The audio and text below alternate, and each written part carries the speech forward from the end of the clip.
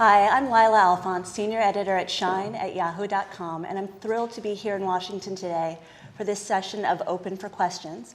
I'm here with White House Senior Advisor Valerie Jarrett, who's the chair of the White House Council for Women and Girls, and with Preeta Bansal, who's a General Counsel, stumbling over your whole title, General Counsel and Senior Policy Advisor with the Office of Management and Budget. And today we're going to talk about issues surrounding women and the workplace. Earlier this month, the White House released the Women in America study. It's the first comprehensive report of the state of women in America since 1963. And some of our readers are wondering whether either of you found anything surprising in that report. Well, I think we both did. But first, Lila, let me just welcome you to the White House. Thank Tell you. you how delighted we are that you're doing this. I'm thrilled to be here. We're hoping that everybody who is watching online is going to enjoy our conversation and will participate in the conversation, because a big part of what we want to do here at the White House is take time to engage people and make sure that they know what we're up to. In fact, as you know, I was just meeting with the president before I dashed over here, and he said to welcome you as well, and how important he thought that this report is. One, because it's, as you said, the first time we've gathered so much information. We're going to learn a lot from it. It's going to help guide many of the policies that will inform the administration, as well as, we hope, the business sector and the private, the philanthropic sector. So it's good for everyone, but it also tells us we have a long way to go. And so one of the things that surprised me, and obviously I'd like Preeta to participate in this as well, is that still, although women have caught up in so many ways, we have young girls now have caught up with boys in terms of going to college, and they're now half the workforce. Women are half the workforce, but we're still in this day and time only earning 75% of what men earn, and that's so extremely frustrating. Another thing that surprised me is some of the chronic illnesses that really that women have. And even though women live longer, the quality of their life is sometimes compromised by these chronic illnesses. I know we'll talk about that a little bit more later. Well, I've been collecting questions from our readers at shine@yahoo.com, and during this live cast, I'll also be taking questions from our readers and participants on facebook.com. So if you'd like to submit a question, please go to the White House Facebook page at facebook.com/White House. Marilyn, Preeta, I'm sorry, could you weigh in on? Sure. I mean, I think as Valerie pointed out, the fact that women have made so many strides in education. I mean, women now outpace men in terms of basically all indicia of education, but yet within the workplace they continue not to be there. And I think the other piece is just the extent to which women's income, these are not just women's issues, these are family issues, and the extent to which women's income really is important for family income, especially in our recessionary times. Women's income has been an increasing share of making up the gap. Well, what we found, interestingly, that our Council of Economic Advisors brought to our attention earlier when we had a workplace flexibility conference here at the White House is that now 2/3 of all children are either in families where there's a single head of household that's a woman, or two working parents. And as Preeta said, particularly in this economy, those salaries are so important now to make ends meet, because so many families are dependent upon it. So it's a family issue, it's a community issue, it's a national issue. This is not just an issue for women anymore. I think because of that, one of the things, probably the biggest question our readers had, was about the wage gap. Yes. Venus, Paula H., WB, and other Shine users asked, why do you think women continue to be paid less than men, even after all the other factors like seniority, experience, after all of those are also considered? Well, there are a variety of reasons, a variety of different factors. One, and this is something that's been a priority of the president since day one, is that we have to encourage our young girls to go into fields that lead to profitable careers. And so encouraging them to go into science, technology, and engineering and math. In fact, yesterday I was with the president in New York, and we visited a science fair. And I made a point of going over to the young girls and saying, you know, it is so cool to be interested in science. And I'm so proud of you to really try to reinforce that these are really, really good careers. A couple of weeks ago, I was at NASA. We have now women astronauts, and we had all these young girls who came, and what we really wanted to do at NASA is excite them about the possibilities of space. And so if they can see a career at the end of this tough educational road where they're going to have to work really, really hard, then we think that that will capture them. And so one is the fields that women are going into.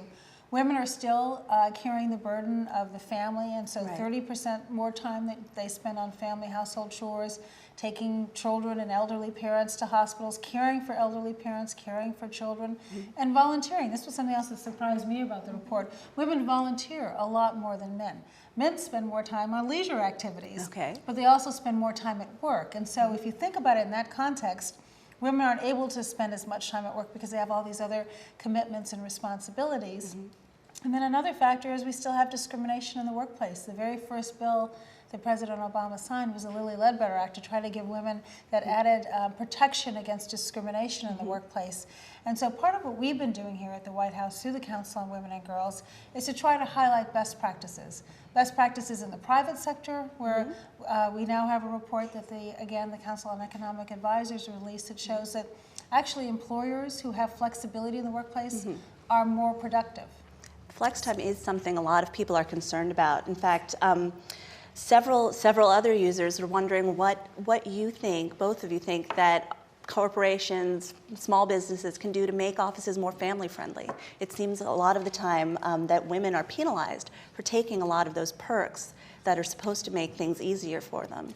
Well, the first thing you have to do is you have to talk to your workforce, and you have to really listen to what their needs are.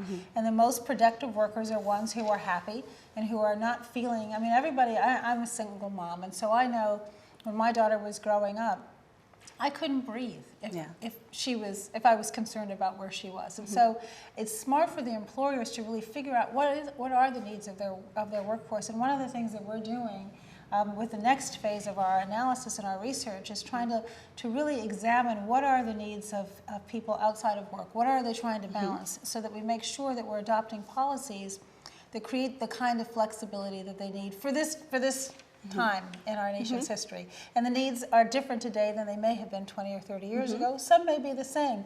And every employer has to figure out how to meet their needs of producing products and services that are going to satisfy their customers, but also doing it in what works for their workforce. And I would just add, I think one of the things the study pointed up was the extent to which flexible time is available equally to men and women currently. So again, the idea of flex work schedules is not only about women, it's about families and the choices they're making. Specifically with regard to flexible time. I mean, there's a role both for government and laws, and there's also a role, obviously, for the private sector, as Valerie pointed out. A lot of what Valerie's work and the Council on Women and Girls work has been to highlight best practices that we can do partly as a federal government, but also to spur private industry. I mean, the private sector is recognizing more and more that retaining women is about competitiveness, and it's about making sure that you reduce the transaction costs that result when you have a lot of worker turnover. So I think the private sector is increasingly open to this notion, and they're looking for good models. And so part of what Valerie's work has been doing and the president's been doing is highlighting best practices in terms of flexible work.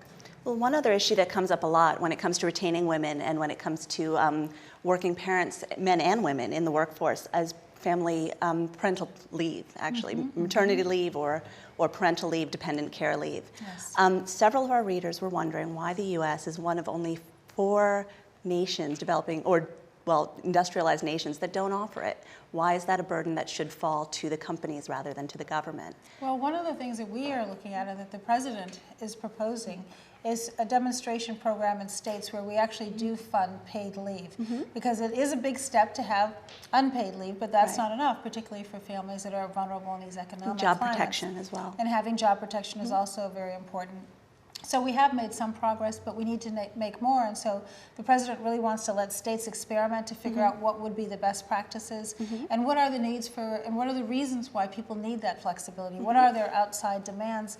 And I think Preeta was making a good point that I think is generational as well. When I talk to my daughter and her friends, and she's in her early 20s, the men have the same expectations as the women in terms of flexibility. There was that report by Boston College last year about how fathers are finally coming to experience a lot of the same things that working mothers have for years. Yes. They're legitimized in one area of their lives, but not in another. Exactly. And they're demanding more. And the women that they're marrying or partnering with are expecting to share more equally than perhaps my generation did. And so I think this is going to be an additional pressure on employers. And there are many examples around the country of employers who have embraced workplace flexibility and who realize that it does lead to greater productivity. And so part of what we want to do is highlight those best practices here at the White House and also challenge ourselves. And so the president has really directed the federal government to carry on some demonstration projects where we're looking at flexibility as well. And whether it's telecommuting, you're taking advantage of the internet, that we can now start to measure productivity as opposed to hours clocked. Right. And at a time when the federal government is so challenged and we're having to do more with less and tighten our belts, just as families all around the country are having to tighten their belts, we have to do the same. And so we need to really measure, how do we get the most out of a person and not simply, punching a clock necessarily. Those are good points. Preeta, do you think there's also a budget angle to it as to why the U.S. hasn't made this kind of investment? Well, certainly there's always a budget angle to everything, and in these particular fiscal times, I mean, as Valerie said, trying to do more with less is really the mantra. I mean, I think the president's initiative of funding the state pilot programs will go a long way in terms of demonstrating to us what will work and what won't. And then I think, a lot of our budget policy for the past few years has been evidence-based decision making. So once we have examples of programs that work well and have an ability to evaluate them, then we can decide how and when to scale them up. Great. We have a question from Elena via our Facebook page. Elena, this one's yours. She writes, women, despite having more education than men, continue to be underemployed and undervalued. Women have less to invest in retirement security and long-term care, and also outlive men. Fewer women are marrying and having children. Who will care for women and their families as women age?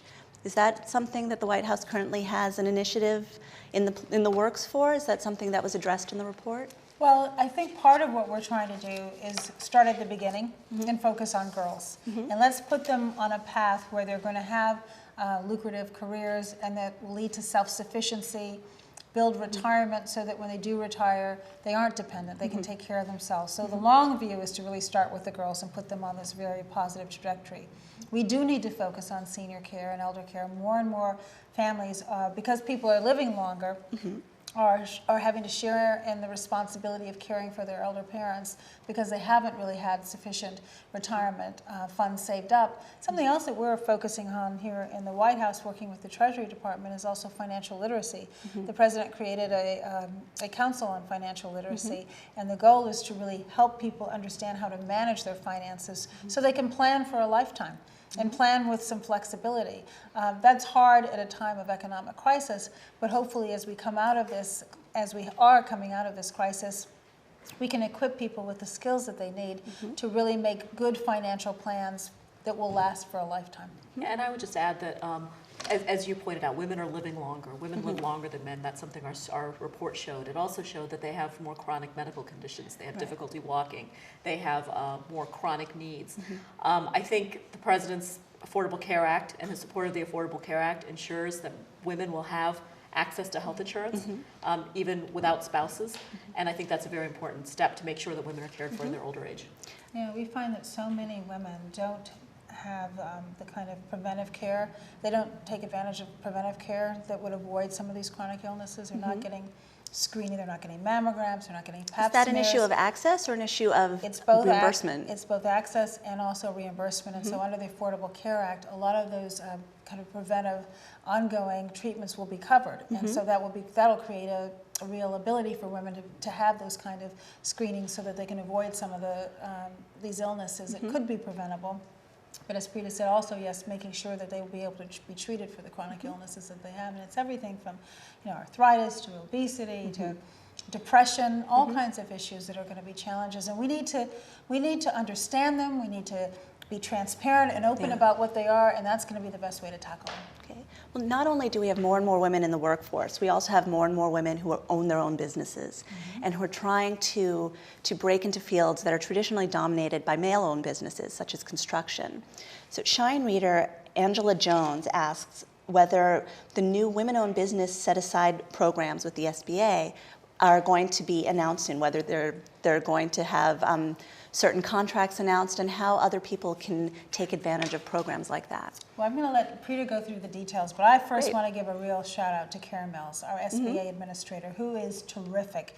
And not only has she really worked at expanding our programs and making them more accessible and more available and raising the limits so that businesses can take advantage of our programs as they grow, because so often what happens is that the federal programs are not available at a time when you need them most. And access to capital is a very, very important quality, that ingredient that makes a business successful. And Karen has done a tremendous job of really opening up doors. She's going around the country and having programs around the country to get people involved so that they understand what's available at the federal government and how we can help them. And maybe, Preeta, you would like to talk about some of the details? Yeah, so we're really excited. This has been a huge administration priority to launch the Women-Owned Small Business Program to make sure that women have are on a level playing field in terms of getting federal contracts.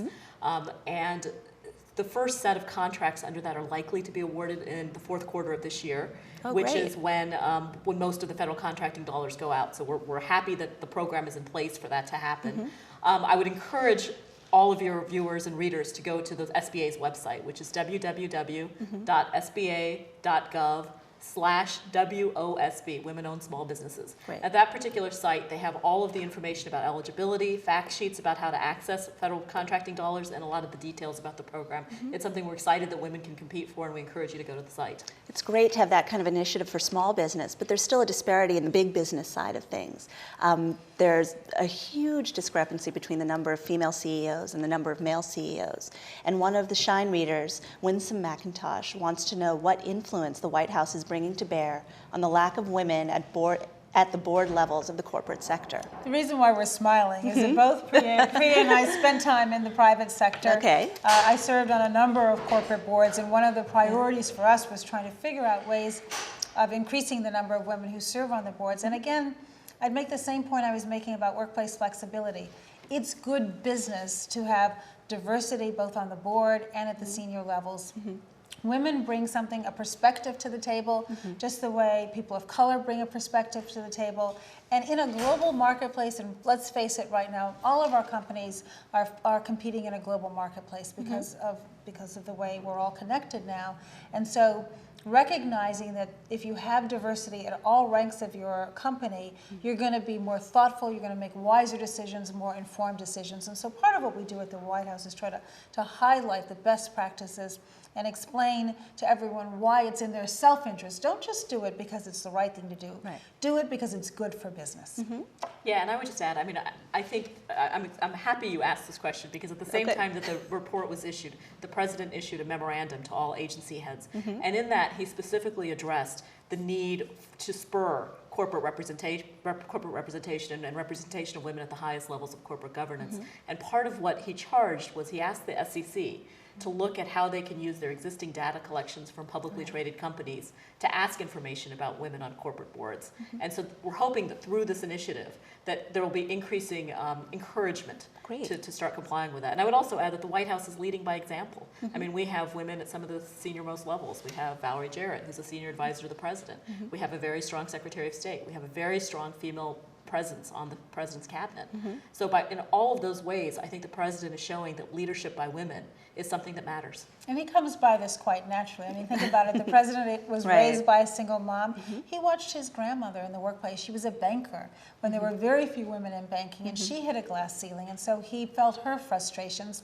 And he's married to a very strong and professional woman who had her own career, and he watched the First Lady really try to struggle between balancing the needs of her two small children and her responsibilities at work, and he saw how she struggled as well. And so I think this is in his DNA, if you will, and so he came to the job really committed to seeing what could we do to improve the quality of life for women and girls through all aspects of their life, from early on through being senior citizens. And that's what the White House Council Women and Girls is all about, pulling together all of the federal agencies and departments and having them really focus on our programs and our policies and our initiatives and what legislation we proposed, to see how are we going to measure that against actually having an impact in improving the lives of the women. I find it really interesting that you mentioned the struggle for work-life balance, because it's really less balance and more juggling act for a lot of people. It certainly is, and keeping all of those balls up in the air, and you know you're going to drop one. Half of mine are under the couch, actually. Exactly, but where is that safety net? There really isn't one that people feel they have. It's not just the responsibility of the federal government or any unit of government. It's a community and a societal responsibility. And if you think about the future generation, the young girls and boys who are in school today, what kind of a world do we want them to live in? We want them to all be able to compete on an even playing field. It's why the president has made such a priority of education and increasing funding for education so that our children are not just competing with themselves here in the United States. They're competing in this global marketplace again. We need to give them the tools and the everything that they need to be able to compete effectively in this new tomorrow. We're a country that prides ourselves on innovation and new technology and being on the cutting edge so that we can invent, the light bulb to the internet of tomorrow. And so making sure that our girls are not left behind is really a priority for this administration. And you can't win the future with only half your workforce. That's a very good point. Very good point. On Facebook, Connie Raza was asking what policies the administration would advance to support working families outside of the workplace.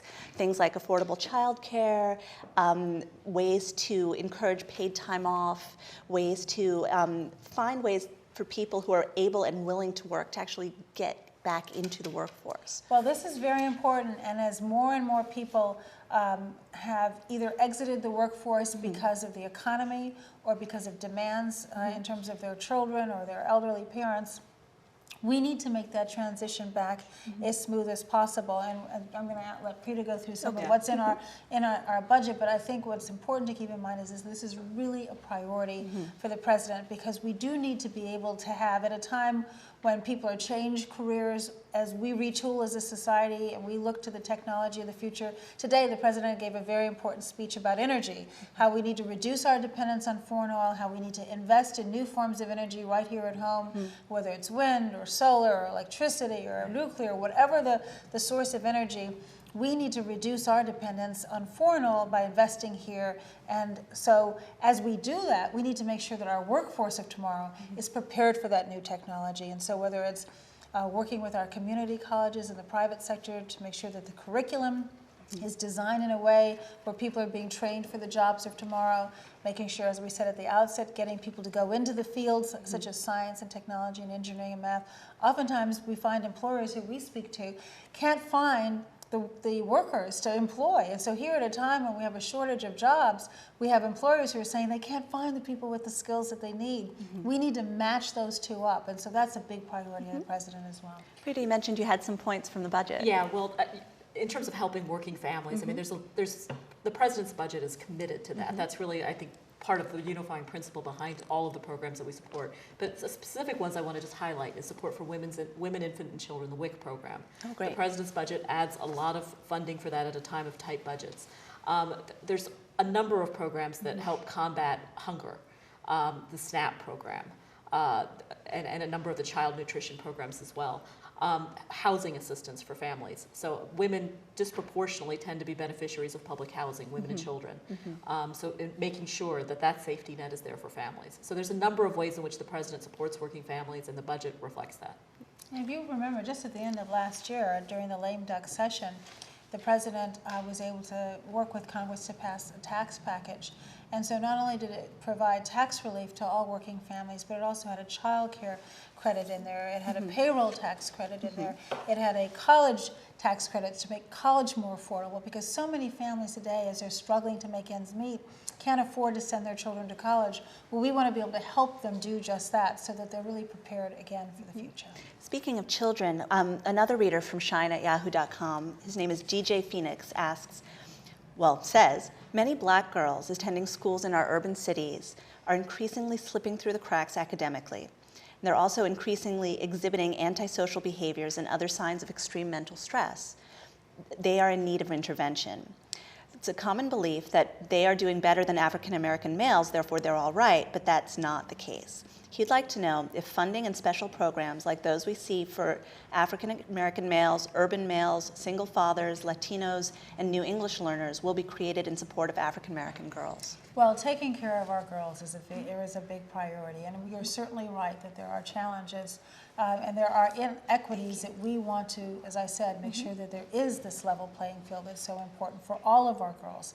And girls of color, whether African American, Latina, all have challenges that and I always say, there's nothing wrong with the girls. No. The kids are fine. It's the adults that need some work. And so what we need to do is to make sure that they are a priority and that the programs and initiatives that we have are reaching them. The First Lady has been tremendous at this, because one thing that doesn't actually cost any money is mentorship. And we are having dinner this evening with the mentors that we have here, young girls at the White House that the First Lady is inviting in. And she's inviting, as we close out Women's History Month, she's inviting in a group of remarkable women from around the country who've been spending this afternoon at our public schools talking to the girls. And again, as I said back with the girls at NASA, trying to get them excited and see the possibilities. And the First Lady is a wonderful role model. Here she grew up on the south side of Chicago, attended Chicago public schools, worked hard and became the First Lady of the United States. And so she serves as a wonderful mentor. Well, we want to get more women involved in mentorship. And part of what our STEM initiative does, and Ursula Burns, who's a CEO of Xerox, African-American woman, who is really leading this charge and saying, let's go and bring the girls into our companies when they're young and let them see what the possibilities are. That's wonderful. And excite them and try to get them going for the future. So it's not just programs and spending money. It's also taking the time, and everyone who's listening can do this in your own community.